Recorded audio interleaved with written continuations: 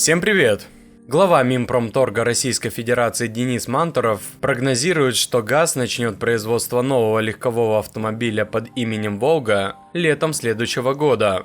Это будет заимствованная модель от некого нового партнера ГАЗа. Какова интрига, однако? Станиславский отдыхает. Будем клеить шильдики на китайские автомобили и назовем его «Волга». Но мы же не будем себя обманывать. Москвичи уже не знают, кому продать, а тут еще и «Волга» на подходе. Как она будет выглядеть, я думаю, коллеги уже скоро смогут продемонстрировать рынку. По срокам это приблизительно через год, с учетом завершения процедуры выбора иностранных партнеров.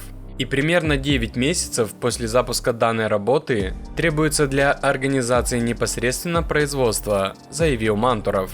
Также Мантуров сказал, что коллеги ориентируют нас на начало следующего лета.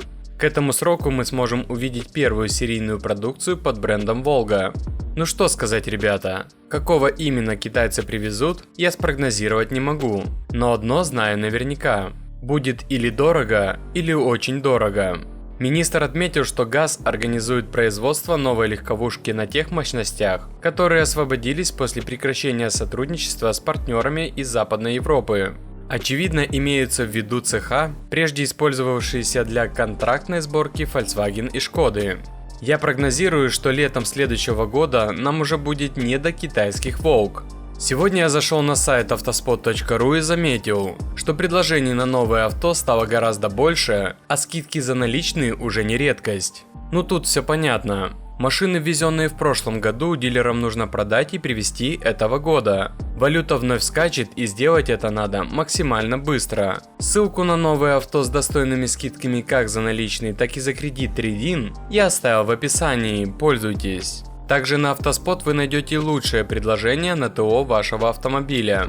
Помнится, кто-то еще недавно в шутку зарекался про возрождение «Волги» на фоне новостей про новоиспеченный «Москвич». Однако теперь это перестало быть шуткой, поскольку те, кто принимает подобные решения, вероятно, попросту не выкупают юмора, иронизирующих над ситуацией в стране зевак.